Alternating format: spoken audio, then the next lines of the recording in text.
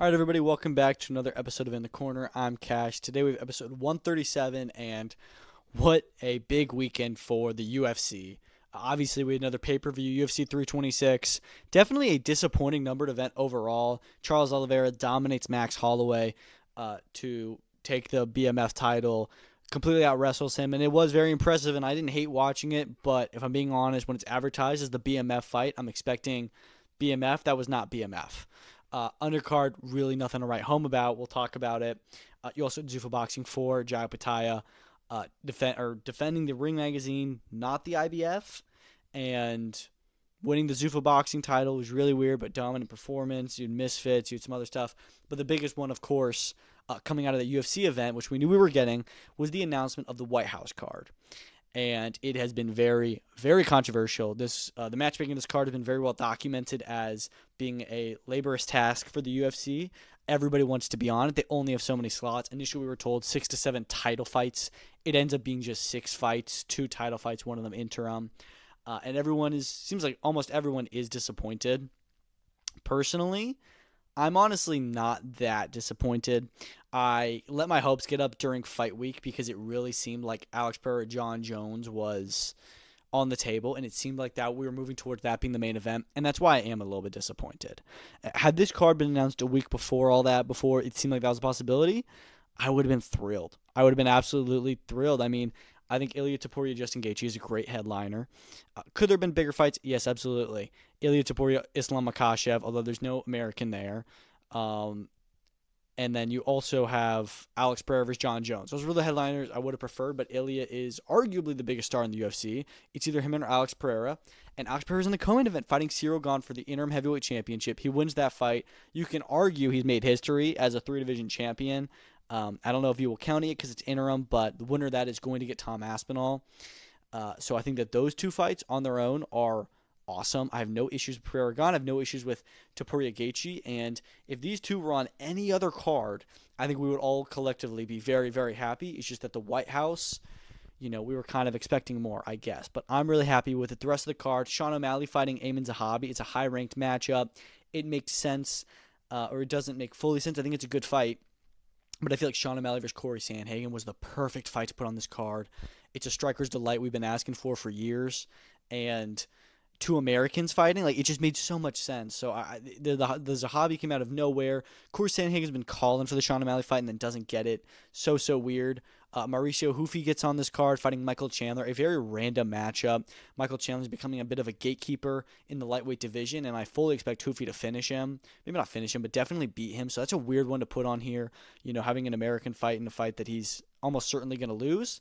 Bo Nickel, no surprise, still gets his Dana White and Donald Trump privilege. We know he's close with Trump. He's going to be fighting Kyle Daukaus, which is an okay matchup on its own, but it's just kind of weird, that this is like, Kyle Daukaus is on the White House card. Like, what are we doing? And then the opener is Diego Lopez versus Steve Garcia, which is arguably the best fight on the card. I mean, that is going to be pure carnage. It may be the closest in odds, besides Pereira versus Gane, I guess. Although Lopez Garcia is still pretty close. Obviously, Diego Lopez is a favorite. He gets to be on all these big cards, and he's always entertaining. So I'm not mad at it. I'm really not. This is around what I was expecting. Again, I would have liked to have seen John Jones, Alex Pereira, but I can see why not. Now, some tidbits about other things that happened during fight week in the negotiation.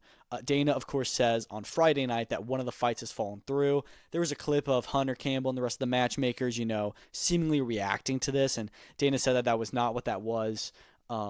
As for what the fight fell through was, everyone's been theorizing. Justin Gaethje said that as of Thursday, he was told he was not fighting on the event. Friday, he's told he may be fighting on it. And then Saturday morning, he is confirmed to be fighting Ilia. Now, the thought there is that Ilia and Islam were going to fight. There was a report that came out of Spain saying that fight was not only a real possibility, but was in fact set for the fight. And then Islam pulled out on Friday, and that was where all this chaos erupted. We also know that Ilia and John Jones' manager, they have the same manager, said that he was negotiating all night. Obviously, that was, of course, ended up being for the Justin Gaethje fight. So everyone was like, okay, so it's one of those two maybe.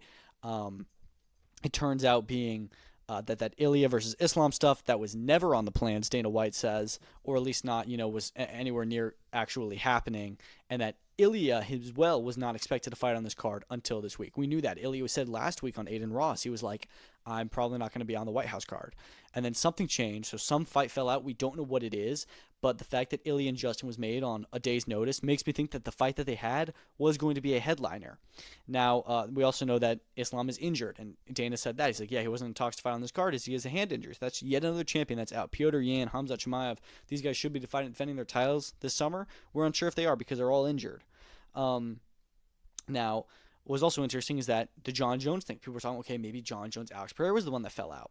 Dana White says that John Jones was never going to be on the card. He's been saying this. Now, John Jones has been saying, I'm in negotiations with the UFC. Apparently, that is true. We know Dana kind of tells two sides of the story. We saw it in court. He testified, I'm not part of the matchmaking process. And then after that, all he talks about is the matchmaking. So it's just kind of all over the place. But apparently, John Jones was indeed in some negotiations with the UFC. He's very upset with this announcement because he thought that he was going to get to be on it and was hoping for it. And he's being asked to be released from the contract that he has, which I thought he had already retired and left the testing pool. Anyways, he said he was retired. And he said, I will come out of retirement for the White House fight, and that was going to be it. And he's not on. He's like, okay, fine, I'm retiring. So I don't really care all that much in the end, because, I already had thought that it was a long shot for him to get to be on this card, but I am definitely disappointed we're never going to get to see him fight Tom Aspinall, and I'm even more disappointed we won't get to see him fight Alex Pereira, because I think that would have been the perfect main event for the White House, and I do feel bad for him. He has every right to be upset with how this was handled. He thought he was getting negotiated when in reality they were never going to let him. Dana was never going to let him. It's crazy the tables have turned, where 2 years ago all we talked about was Dana White glazing John Jones, and now it seems like they're not really on good terms. So very, very wild week. Another leading possibility for this card, which we were told the whole time, was Conor McGregor is going to fight. He is going to headline at the White House. He says that was the original plan, and that he was going to be fighting Michael Chandler. He said Carlos Prates was also brought up, as Prates has been talking about.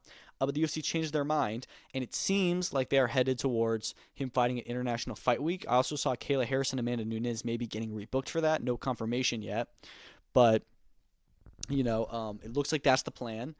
He says that he's now begging them for a fight. Like, he really seems like he wants to fight. And again, he's just a boy who cried wolf at this point. I really want to believe him. I want him to fight, but can't guarantee anything until he steps into that cage. He also says that he believes he will be getting the winner of Saturday night's fight between Max Holloway and Charles Oliveira, which we know now is Charles Oliveira, and that it would be for the BMF title. I can very much see this, and I mean, you want to have a title on the line. You want to have McGregor headlining. They do the BMF excuse all the time. It's like, oh, no, we do have a title fight, BMF, even though it's not a real title. Charles Oliveira did beat Max Holloway. He's the biggest star available for Conor McGregor to fight that isn't a champion or in a championship fight, and is in, still good standing and a good fighter, and they've never fought before. Charles would probably have to come up to 170, but we know that he has a very hard time to making 155 each and every time, so I think he'll be just fine at 170. And yeah, so it seems like that is the fight that could be talked about next. Charles did not take much damage, and I think that's the perfect fight. So let's talk about it. Charles Oliveira versus Max Holloway. I was blown away. Coming into this fight, I had picked Max Holloway. I thought he could maybe even finish him. I just thought that he was more in his prime than Charles Oliveira was. And Charles showed, no, I'm not totally washed. And we know Charles is a much better grappler than Max Holloway. But also know that Max Holloway is a much better striker. So it was a really interesting fight, what kind of style is going to prevail. And almost immediately, first of all, Charles had really good striking. You saw at the end, Max tried to do his pointing at the ground, his saving grace. And it didn't go he got rocked there. So Charles can strike. And he took down Max fairly easily and quickly in the first round. And from that point on, I was like, wow, as the round was going on, I was like, dude, he's about to submit him. Like, this is incredible. This is insane. And then after that round, I just kind of accepted. As soon as the second round started and he got taken down, I was like, okay, this is going to be another Hamza versus DDP, another Islam versus Jack de la Maddalena, where we're just going to see somebody out-grapple the other one and completely dominate and hug them for the rest of the fight. And I'm not somebody who usually complains about it. I'm really not. And I actually think that he was more exciting to watch than Islam and Hamzat, even though, again, I have no problems with them. I thought that Max Holloway had really good defense, actually. He never got submitted, and he was hard to be taken down in some types, some moments. But, again, when this is being advertised as the BMF title, the entire premise of this fight is just that it will promise to be a banger. That is not what we got. I mean, Charles Oliveira now holds the BMF title after having a very controversial performance. So everyone's talking about, okay, is it time to put the BMF, out of its misery? Like let it go. Um, I don't know. Maybe it is time for the title to be dead, or at least be reserved for guaranteed BMF fights. Which again, we thought this was going to be, but we also knew that some people were saying. I mean, Charles is a grappler. He's not really a big striker, and that's what BMF kind of promises to be. But it is what it is. It is what it is. I'm very impressed by Charles. I'm very happy for him. I feel terrible for Max, but he's still only 33, I think. So he's got plenty of time to still get some good fights in. Charles is a few years older, and I hope that he does get Conor McGregor, the big money fight. We'll see them both in good fights soon, and it's crazy how Max Holloway is now probably a couple spots down the rankings, and Justin Gaethje's getting the title fight. It's nuts.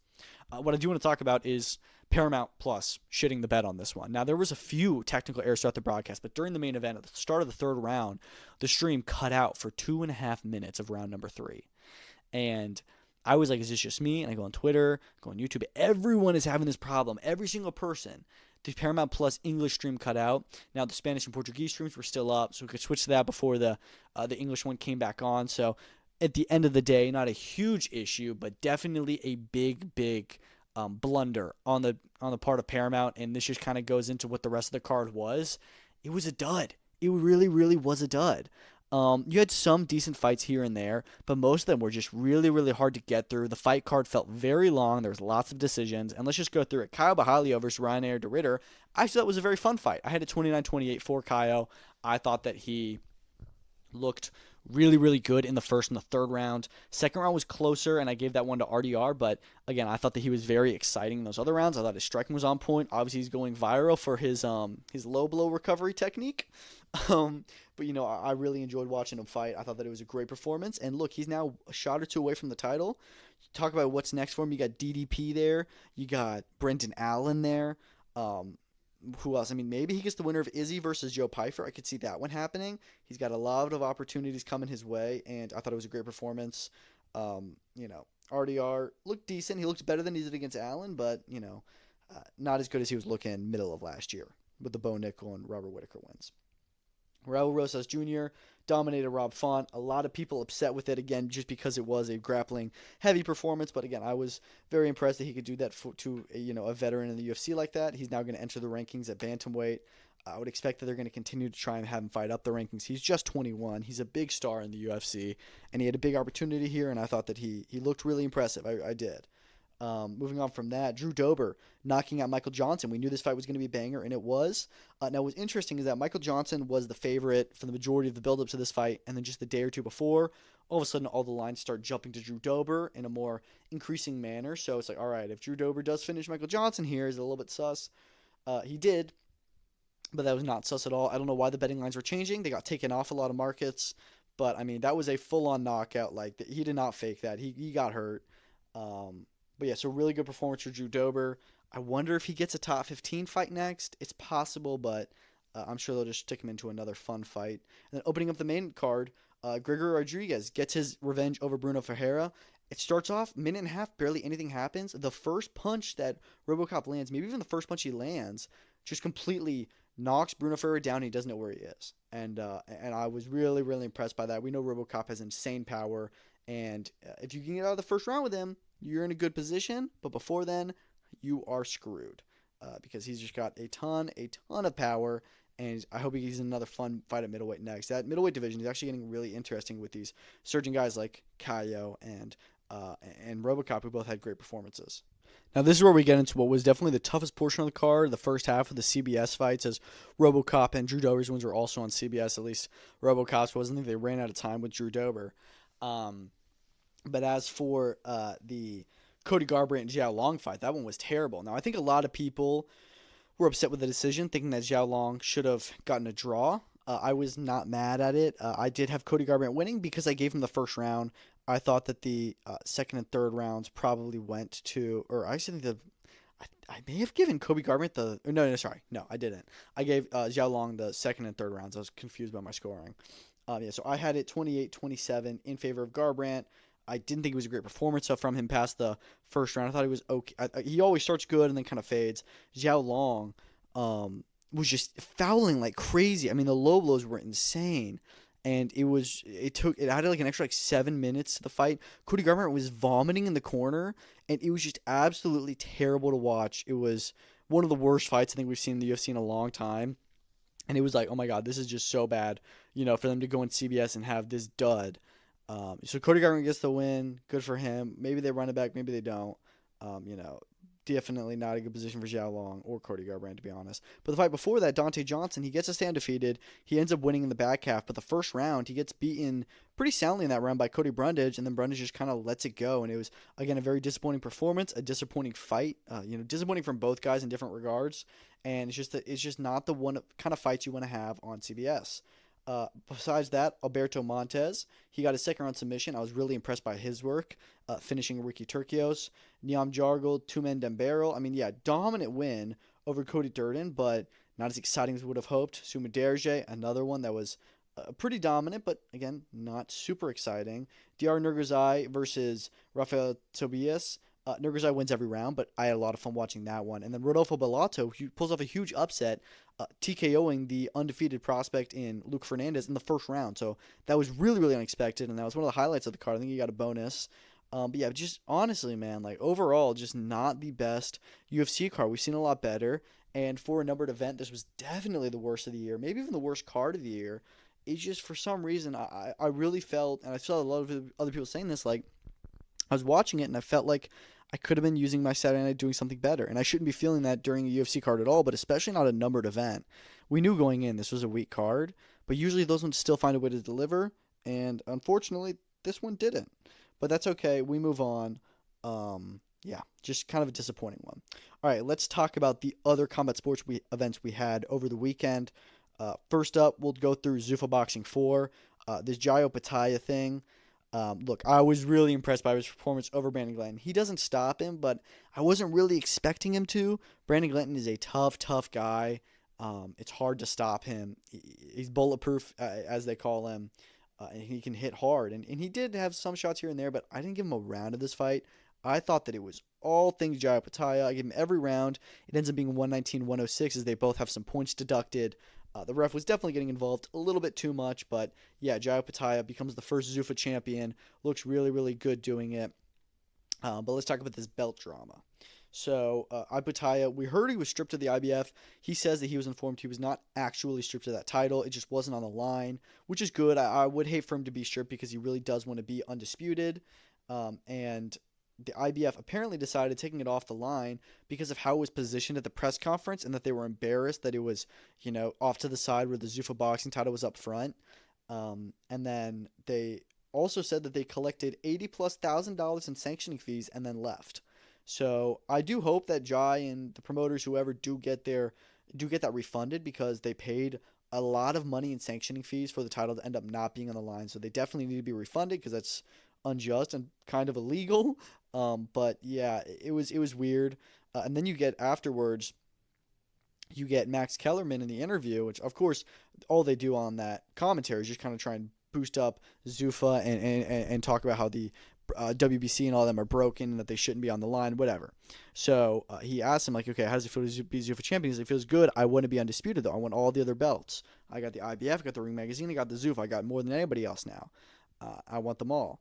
And Max is like, well, you already are undisputed in my eyes, and the majority of boxing fans, and he's like, yeah, but I want to be actually undisputed. And he asked him about, what about Usyk? When do you want to move up? Or I don't know if he says Usyk, but what about a move to heavyweight? And he says, I will get there eventually, but the goal is undisputed at cruiserweight. And I love that he's not giving up on that, but it also does feel like, dude, you kind of signed the wrong contract. Zuffa Boxing made it very clear we are not going to do all this stuff with the belts. And Dana is saying, yeah, we're going to work with the sanctioning bodies for guys like Jai, while we're still getting our feet off the ground. He's been saying, don't judge us now, judge us in a year. So they are going to have some growing pains. They are going to work with the sanctioning bodies a little bit, but I don't think the sanctioning bodies want to work with them. And I think that Jai Opetaia signed the wrong contract, thinking this is Zuffa Boxing, this is UFC, this is Dana White. They're going to give me a huge stage. But what they aren't going to do is get you the big title fights. He does mention Benavidez versus Zurdo. Do you want the winner of that? And I'm like, cool, but that's a PBC fighter and a Golden Boy fighter. They're not doing business with Zuffa Boxing. They're not. Maybe on a Ring Magazine card, maybe on a because we know that their Zuffa is open to letting their guys fight on there. We're seeing it with Conor Ben, but I mean, you think that Oscar De La Hoya is gonna let Zurdo Ramirez go and fight on Dana White's promotion? Absolutely not. And I would be surprised if Al Heyman let Benavidez do that. The only way that fight happens is on a Ring Magazine card, and it should, because I do not want to see Opetaia versus Zurdo or Benavidez in the Apex. I mean, come on. Rest of the card, again, not very many knockouts, but some fun fights. Jose Salas, let me pull it up, sorry. Um, Excuse me, not Jose Salas, that's the Bantamweight champion. Ricardo Salas, he finishes Jesus Sriracha at the end of the fight in the 8th round. I mean, completely dominant. He won every round of that fight. It was really, really fun to watch, though. And I think the ref, it was a very good stoppage. Just look at it and say, dude, you are taking a lot of shots, and you are firing back here and there, but it's just unnecessary.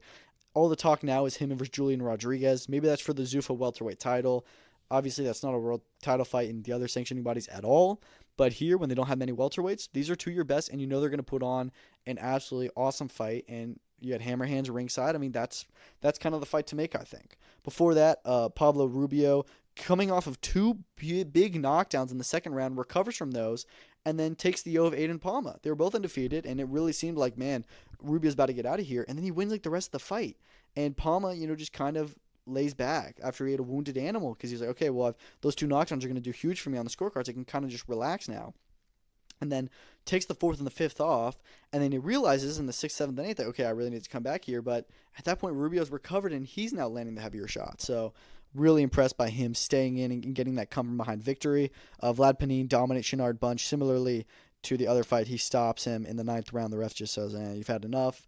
Joshua Juarez, a pretty dominant decision victory over Jarde Anderson, good heavyweight. Jacob Ramos and Ethan Perez fight to a draw, as did Brady Ochoa and Adrian Serrano. Now, I actually did think Ramos narrowly got the win in his fight, and I think Adrian Serrano narrowly got the win there, but I have no issues with the draw in either situation.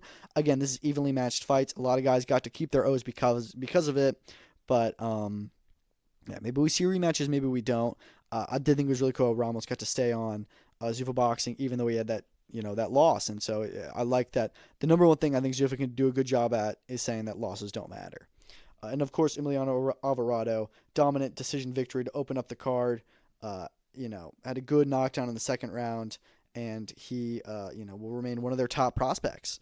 And he got a performance bonus as well. All right, let's talk about Misfits Duel 2. Ty Mitchell dominates Gabe Rosado, except for the 6th round. That one was closer, but besides that, Gabe Rosado had a very non-event performance. Didn't really try. Even Ty Mitchell, I mean, I thought that he had moments where he was hurting Gabe and could really go for the kill. Just kind of hung back, danced, and I know that he was going through Ramadan. That's why this fight was only 6 rounds when I thought it could have been 10. But he's on Ramadan. He doesn't want to. I would imagine it'd be very, very hard to do a fight without eating and drinking. Although I'm sure he was allowed to have some water during the fight. I hope so. But yeah, it would have been really, really hard to cut weight and all that stuff and go through the motions of that fight. But yeah, I thought that he looked pretty good. He calls out Ben Whitaker after. I think he loses to Ben Whitaker, but I like the fight. I like the idea. They're two showboating British men. I mean, why not? If you want to cash out, get on a big stage, get on a big matchroom card and a main event. Let's do it. But, I don't think that there's any need to. And I'd rather see him fight somebody like Liam Cameron. I think this is a much more competitive fight. Elsewhere on the card, really fun one. Wallet Sharks knocks out Argentinian King. Great knockout. AK does not know where he is. Wallet back in the win column. Maybe a rematch with Fox the G. Maybe a fight with Lil Cray Cray's the one I want to see. The Misfits lightweight division has a lot of really, really good guys. Pearl Gonzalez finally beats Carla Jade. Carla Jade is really annoying, but she somehow just always wins her fights by some way. This one, she did not get lucky enough. It was close, but Pearl Gonzalez definitely did much better work in the second half, and I think that she deserved the win. And yeah, she gets to hold on to her Misfits title. I was impressed there. Jordan Banjo, again, another come from behind victory. He stops Tempo Arts in the 4th round. He drops him twice. Tempo was just way too tired. A bit of an early stoppage, I think his tempo was literally swinging as he's getting stopped, but, he was going to lose on the scorecards either way. It's whatever, but I do feel bad for him. That was his first loss. And it also seems like Jordan Banjo, maybe he fights Chase Demore for that title now. We'll see. The highlight of the card, though, undoubtedly was Jay Jones. I was giving her some crap because I was like, okay, she's a Taekwondo 2-time Olympic gold medalist. That's an incredible achievement, but it means absolutely nothing for your boxing ability besides the fact that you're a world-class athlete and can train at such level. and you have the dedication. However, she had a knockout of the year candidate, not only for women's boxing, not only for Misfits boxing, for boxing. She knocks out Egypt Chris, who goes face first on the mat and is spitting up blood after. I mean, it was brutal. It was insane. It's going viral. Really, really impressed by her, and I think that she can be a very big star for Misfits. They can have her headline in Cardiff. Like, if she, if she's the Alif Nurterhan of Misfits, I love it. She looked really cool. Will Anderson, he finished his opponent Jake Cornish in the third round. Bit of a dirty fight that one was. Will Anderson was kind of a prick with some of the stuff he was doing. He shoved the ref at one point, but way better than his opponent. Huge size advantage. And then Justin Ibarola, who's the BKFC bantamweight champion. He has a pretty fun fight with James Springer, but finishes him with body shots in the fourth round. And he's another guy in that Misfits bantamweight division or lightweight division now, as we know that they have a multi-fight deal. Really enjoyable Misfits card. Not sure when the next Misfits one is. We know MF Pro's coming up with Mick Conlon on March 20th, and then, of course, Derek Chisora, Deontay Wilder, April 4th. Pro Box TV had a card. Some fun Mexican fights on it. Josiel Amador dominating Pedro Delgado. First time he goes the distance with a win, but I thought that it was a very enjoyable fight. Pretty cool. Angel Arena gets a win over Patricio Casanova. Again, another very, very fun fight. I enjoyed that one. I thought that Arena definitely deserved the decision. It was a fun one. Angel Garobo stops Jose Baca in the second round, takes his O. That was really, really fun. It was just a fun Pro Box card. It was a very, very well-matched fight. Every single fight was, at least on paper, really well-matched, and a lot of them delivered in the ring. So I enjoyed it. A fun weekend of combat sports. But let's talk about some other news that we have, because we still have quite a bit to talk about. So MVP and Netflix today announced a bombshell announcement that we were kind of expecting, and that is that Francis Ngannou will indeed be the co-main event to Ronda Rousey, Gina Carano. The press conference is tomorrow. I'm very excited for it. This is a big, big deal. And it's especially a big deal that MVP was able to get the hottest free agent in MMA right now, that is Francis Ngannou. And I'm sure they're kicking themselves right now because they're like, dude, oh my gosh, wait, I'm thinking about this real time. John Jones just asked to be released from his contract. We know John Jones loves money. Could you imagine? Let me just put this thought out there, okay? Francis Ngannou beats Philipe Lins. That's who he's fighting. Former UFC, PFL, Bellator guy. He's been everywhere. He's an okay heavyweight. Nothing to write home about. It's a huge setup win for Ngannou. 5-minute rounds on Netflix. Whatever. Co-main event. We knew it was coming. We knew that, he left PFL. This is where it was going to go. They're going to pay him big bucks. And again, UFC actually is competition now. This is going to be competitive with White House card because of the viewership, because of the names. And I think it's a huge get for MVP. These guys do not miss. They are really, really good at their jobs and really, really good at disrupting. Anyways, my thought. Francis Ngannou in his video, he says, the fight's with MVP, so maybe I'm one step closer to knocking Jake Paul out. This thing a lot of people are saying, Ngannou fights on Netflix, you set up an Ngannou versus Jake Paul boxing match at the end of the year or next year. And I think that is very much possible. I think that could be in the plans. I would also think that Jake Paul may be considering, after Anthony Joshua, maybe I don't get in with another heavy-hitting heavyweight, when I'm 200 pounds. And, so I wouldn't really recommend that, although I do think Jake has a better chance with Ngannou than he does AJ. And he did okay against AJ. But, yeah, I don't know. Anyways, what if now MVP is looking at this and they're saying, we didn't have enough time to negotiate with John Jones, but he's a free agent now. He's retired, but he's a free agent. Ngannou's a free agent, and we're doing a fight with him. If Ngannou beats Philipe Lins, which we all expect him to, scratch the Jake Paul fight. Go to John Jones with a huge offer, a huge $30 million cash offer, like they were going to do with UFC, on Netflix. Offer to do John Jones versus Francis Ngannou, the one that got away, the heavyweight fight that got away, and you do something the UFC could not, and you have that headline on Netflix, that will undoubtedly shit the UFC's pants. Because right now, they already are a little bit like, wow, we've never really had competition. There's been PFL, there's been Bellator, there's been ONE, there's been Ryzen. We've never had someone really kind of threaten us, and this Ronda Rousey Gina Carano fight is going to be one of the biggest MMA events of the year. And those have always been UFC events. This time it's not. If Netflix and MVP can put on John Jones, Francis Ngannou, holy crap.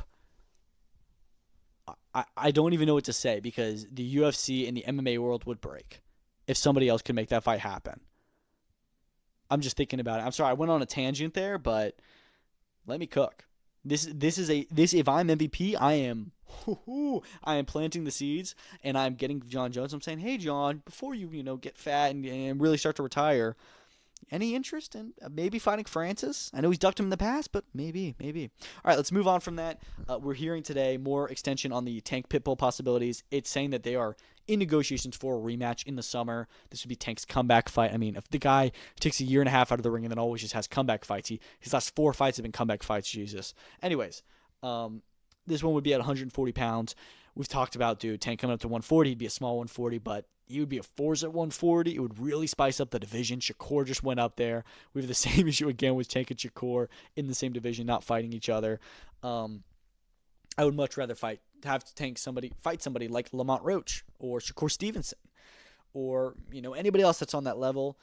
He's gonna fight Pitbull, who I do think is a world level fighter. I think that Tank has beaten Pitbull once. I think he does it again. Maybe it doesn't stop him. Who knows? And a part of me is interested in a Tank comeback, but the other part of me is like, I don't know. I'm just kind of done with him. So yeah, I don't hate it. Mainly because I'm just not surprised that this is what Tank would do as opposed to running it back with Roach or fighting Shakur. But if this is what we're going to get, we'll do it. Hearing that William Zepeda versus Lamont Roach could be on the same card as this, and that would be a great, great doubleheader, and the winner of that would they would certainly have to fight, right? Today it was also reported that Dimitri Bivol, Michael Eifert, the purse bids have been canceled, and that there is now a deal in place, and the fight is expected to be on May 23rd on the Egypt card. And this is what I said. I was like, we know that Bivol was slated to return on whatever Riyadh season card was going to be in May. It seems like it was this card. And if you get to have Alexander Usyk and Dimitri Bivol fighting on the same card, 2 of the top pound-for-pound fighters in the world, I mean, arguably top 3 pound-for-pound guys, that is amazing. Like, I love that. I would love to see them both on the same show. And Bivol, he has to get through this mandatory, and then hopefully a trilogy with Beterbiev happens later this year. But yeah, I mean, if you can get Bivol on a big card like this, that is great value having Usyk and Bivol on the same card. I'm totally down for it, and I expect that undercard to be announced fairly soon. Speaking of Usyk, he says he has 3 fights left in his career. He's always changing how much he has left, but I hope this is legit. So obviously Rico Verhoeven, and then he says he wants the winner of Fabio Wardley, Daniel Dubois next. Now, I really hope it is Fabio Wardley. We know Usyk wants to be undisputed again because there's no interest in a Daniel Dubois trilogy. There was a little bit of intrigue with the rematch that kind of died down very quickly in the fight. I don't want to see them run it back again. If Fabio Wardley beats Daniel Dubois, I have so much interest in that, and that is the fight to make. If Daniel Dubois beats Fabio Wardley, I say that we do Usyk versus Caballero. I mean, definitely. But we'll see. We'll see how things play out. Shakur Stevenson said that he is interested in coming back to 135 pounds and fighting for the Ring Magazine title against Raymond Murataya. He says, look, I was ring champion at 130. I was ring champion at 140. I can still make 135. I would really like to have that title. We know he doesn't have the WBC title anymore, which was his incentive to come back. But he said he's open to fighting Raymond Murataya. That will be the best fight in the division. And to have them on the same fight, I mean, for the ring title, I would love it. So he's got either option, 135 or 140. He goes back down to 135 for Murataya for the IBF and the ring title. No problems. Love it. It was just announced today that Tim Tszyu will be making his return on April 5th in Australia on a no-limit card. He's going to be fighting the undefeated Albanian Denis Nurja. And most importantly, this fight is at middleweight. So we know that Tim Tszyu is doing this as a warm-up fight, even though he just had a comeback fight. He's doing this as a warm-up fight for potential Errol Spence fight in June. And, I mean, here's my essential take on it. This is, I think, his third fight he's had in the last couple years in Australia where they're just kind of dud opponents that are undefeated but not really fought anybody. I expect him to beat Nurja and maybe even stop him. I don't know. I think that he is still a fringe world level guy. But yeah, I expect Tim Tszyu to beat him. But then from that point on, I don't think that this will actually lead to an Errol Spence fight.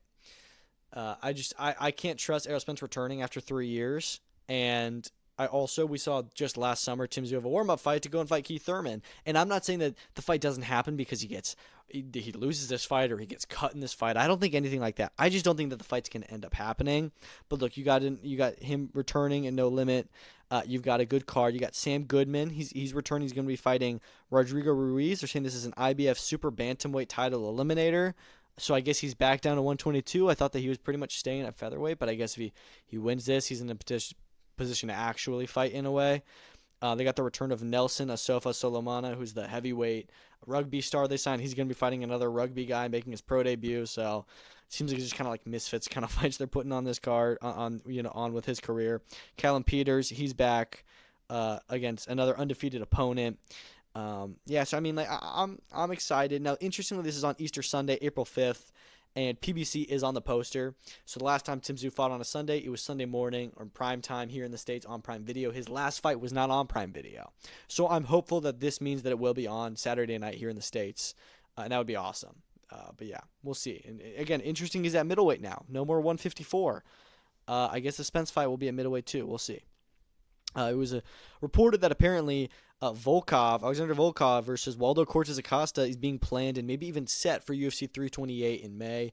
And this just makes all the sense in the world to me. I feel like Volkov is, right there for the title shot. He lost to Ciryl Gane narrowly, and then he beats Jailton Almeida narrowly. Waldo Cortez Acosta's on a really good run. Everyone's loving him.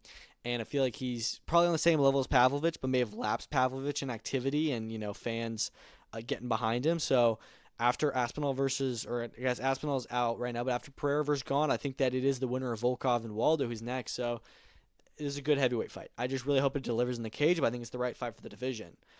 Interestingly, Patchy Mix, he had his debut at Ryzen this week, and he was finished by the 19-year-old Kiyoma Akimoto.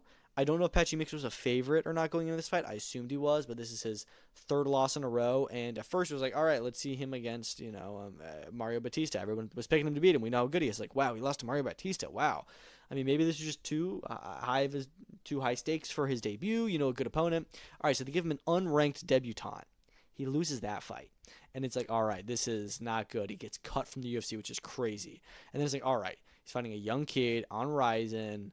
They're kind of setting him up, but maybe they're just setting him up to make a big debut, and he loses this fight too. And so it really is questionable. Now at featherweight, and he says I'm going to come back bigger and stronger. And I'm like, okay, so what does that mean for your weight? I don't know what's going on with him. There has to be some kind of a mental block because there's no way that he was like that bad in Bellator and stuff, right? There's no way. And then he comes over to UFC and Ryzen, which, I mean, I know UFC is a step up from Bellator, but it can't be that much of a step up. Like, it's just insane. I don't know if it was a fall-off. I really have to think it's something with his mental game, but I hope he gets it figured out because it's crazy. It was announced that Luis Neri and John Riel Casimero will clash in a WBA Super Bantamweight Eliminator April 18th in Kyrgyzstan. This is one day before David Jimenez makes the defense of his WBA interim Super Flyweight title. Maybe that ends up being for the world title. I don't know. I know that Kameda Promotions did a doubleheader, like 2 events back-to-back there in October. It looks like they're doing the same thing here. I think I even heard somebody say it was 3-day. But, look, this is a really good fight. I think these are two guys that are probably both top 10 at 122 pounds. Early, I'm picking Luis Neri to win this fight, definitely. But who knows? Who knows? I mean, this is a really, really solid fight.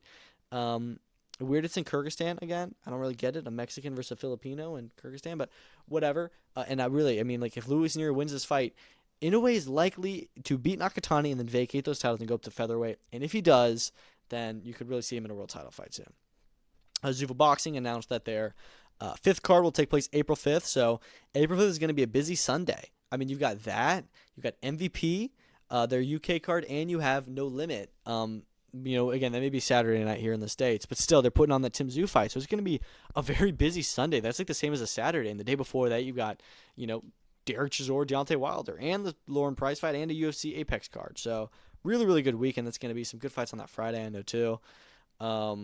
But on Zuffa 5, main event's going to be Andres Cortez versus Erickson Garcia, a very, very good super featherweight fight. Andres Cortez has barely done anything in the last 2 years. He's had one fight, since having a pretty great 2024. One fight in 2025, which was okay. And now he's in with Erickson Garcia, who's, of course, coming off a really good upset win on the Naoya Inoue and Junji Nakatani doubleheader card in Saudi Arabia in December. So he's coming off a good win. I really like this fight at 130. I'm obviously early. I'm picking Cortez, but Garcia's shown he's like, I can be a very, very tricky boxer, and I could see this one, being really close on the card. So I like that. Hearing Mark Mixayo could be co-main. I can't remember who we were hearing he'd be against, but I think it was a pretty good opponent. So we'll see. I mean, these are both super featherweights, but you have to think this fight is going to be at lightweight. Because they're not doing the whole thing with super featherweights, just featherweight or lightweight. The Ring Magazine confirmed that the title will be on the line for Caroline Dubois, Terry Harper. That's very exciting. That is the best fight in the division. Hold Elif Nurturhan. I think she may be a little bit ahead of Terry Harper, but after her last performance, I'm okay with it. The issue is that Ring Magazine say the title will only be on the line if it's number 1 versus number 2. This is number 1 versus number 3. Like I said, Turhan is number 2. I have a bit of an issue with that because I'm like, oh, this is just breaking your own rules. But at the end of the day, I don't really care, and it just adds more stakes to this, and I'm down with it. It was also announced that Kevin Lerena will be defending his WBC Bridgerweight title against Riyad Merhi in Belgium on May 30th. Bit of a random fight. I mean, Lerena jumps between defending this title and then going to heavyweight and losing to guys like Lawrence Okoli. So, or Justice Hooney. I don't know. But anyways, he is, I guess he's going to stay at Bridgerweight. I still can't believe Bridgerweight's a thing. Riyad Merhi is not a great heavyweight right now at all. Not a great title defense, but it is what it is. That division just keeps on going on. And then lastly, this isn't news, but I was talking about it a little bit because next episode is probably going to come out Thursday night after this card. But on Thursday, we are back in Russia with another IBA Pro card. Main event, Pavel Susilin. He's going to be fighting Victor Nagbe over 10 rounds. I'm not really too familiar with either of them, but I do know that Susilin is supposedly the number 1 contender with the WBA at super welterweight. Now, obviously, you still have Boots, who is the interim champion to the unified champion in Xander Zayas, and the WBA never orders their mandatories, it seems, or never enforces them. So, unsure if he gets a title shot, but if Susilin has a really impressive performance, maybe he gets added to the Ring Magazine top 10, maybe a lot of people take notice of him, and maybe you do see him in a big fight at 154 pounds. I think it's inevitable if he keeps on winning. He's 12-0. So I'm definitely excited to check him out. I don't think I've ever watched him fight before. Maybe I have. Co-main event's going to be Vladimir Mironchikov, who is 7-0, fighting Ulugbek Sobirov for the WBC Asian super middleweight title. So other than that, probably a fair bit of like Russian and Eastern European prospects. IBA cards are a bit tough to get there. I think the production is good, but dude, there's just so many decisions. There's no knockouts on the cards, and that matters. It can be tough to watch, and pacing's not always great. But hopefully, it's a good show, and we'll see. Because this weekend, bro, after that, Friday you got Pro Box TV, and then Saturday you've got a fantastic fight card in Dublin with Anthony Kakache, Jazza Dickens. You've got UFC back at the Apex. You've got a stacked Golden Boy card with Barboza versus Sims headlining, Koyaza, Fandor, Roach versus JoJo on that card. You also beat KFC back in Newcastle. And then Sunday, you got a really stacked Japanese card topped by Anthony Olasquaga. So I'm excited. That's all I've got for today. Thank y'all so much for listening. Let me know what you guys think about the White House. I'm not mad about it, but I understand what people are. It's crazy. Thank you for listening. Peace out.